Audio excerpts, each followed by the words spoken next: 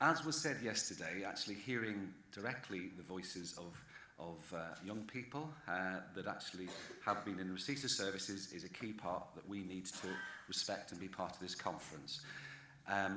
Voices from Care Cymru need no introduction to many of us, but for perhaps those that are visitors, they are an organisation that bring young people together throughout Wales who are or have been looked after, and they provide opportunities to improve the conditions of young people in care and promote the views and the interests of young people in care in Wales. We are very grateful for Dan Pitt, who's going to come and do a presentation on behalf of Voices from Care Cymru.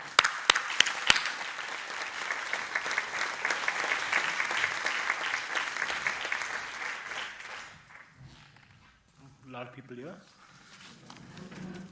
I don't know whether that's a really good thing or a really bad thing, but we'll see how things go. Thank you for asking me to speak. It's a privilege to be here. I'm really excited about being here. I've been tweeting about it for the last couple of days. And it's a really nice opportunity to actually have a young person speak and say, well, actually, this is what I want. This is how I feel. So for those of you who don't know who Voices are, and I'm sure there are a few of you by now, Voices empowers young people to have their voices heard. It sounds a bit cheesy, but it allows people to participate in improving outcomes. The work we do ranges from getting involved in consultations to sitting on a strategic steering group, to all sorts of things that allow young people to have a voice in decisions that affect them on a day-to-day basis. It's a privilege to open conference, and I'm just going to set the scene for the day. I wanted to give our perspective on what people at the heart of what we do means, because it's a bit of a corny title, but actually it means a lot. So I'm just going to give you these. This is a bunch of words that professionals use a lot. Citizenship, citizen-centered approach. One that isn't on there is participatory development, which I found in a report that I was reading the other day. I looked at it and I went, what? What does participatory development mean? But all these words, there's absolutely no problem using these words, and all power to you, because I'm used to this kind of language now, because I've become institutionalized in a way. For example, the Children's Commissioner just come out with a new report, and she discourages the use of LAC, looked after children, but I've been using looked after children, young people, LACYP, on Twitter because it's shorter. But now I've been told there's children looked after.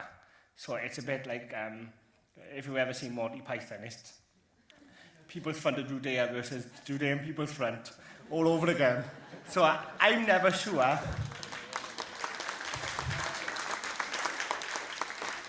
I'm never really sure what words to use myself. And I get told off sometimes by young people, by professionals, for using different words, because some people might find them quite offensive, or just because they find it too bureaucratic, mostly because they find it too alienating and they're not really sure what it's all about. So this is a little breakdown of what these words actually are. Talking to me, listening to me, planning for my future, working in collaboration with me, deciding who attends meetings about me, expressing myself and displaying my views, having a say, people understanding my voice. And it's pretty basic, but it actually means a lot. Getting young people to actually have a voice and be heard is really important. And I think we all acknowledge that. But even 15 years ago, it was quite a radical concept to consider that young people should actually have a voice in decisions that affect them. I mean, even when I was in care, I left care 6 years ago. Even then, the idea of young people actually dominating the agenda was bizarre to some. It was just unbelievable. So an example of this is review meetings. Not feeling involved from the start, I've been there. Who are these people? I've been there. Meetings taking place in school time, which is always horrible. People not spending enough time with young people. So the professionals and young people are just completely separate entities almost, because the young people have no idea who these people are, what they're from, why they're talking about the young person's future. I've heard all these comments before. I've experienced these feelings myself, and Voices has heard those comments a lot as well. I'm sure you've heard through all of these over the years. However, some great work is going on to improve, and in many cases, young people are now at the heart of what we do, and I think that's really important. So these are just a few ideas of how the issues of bridging the gap between young people and professionals are actually being resolved. RCT has a fantastic website called Two Sides, and it's basically designed by young people for young people. It's a resource for children in the care system and care leavers to understand their rights, to understand what information they can access and that kind of thing. And it's really good. And the only, the one thing that I find really, really interesting about it is that it has a feedback page, because it's not a standalone website. It's not, we're going to spend X amount of money on this website and leave it as it is. It's actually, no, we want to continually develop this website so that it's always up to date, always young person friendly, and always informative and educational.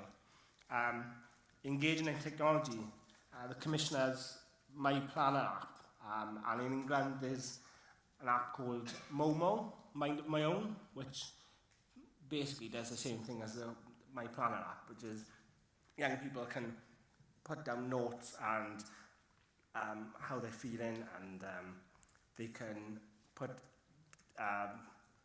diary entries in for meetings and that kind of thing, and that can be saved on the app, and it's confidential, and it's all to do with the young person, so the young person feels as if they have control.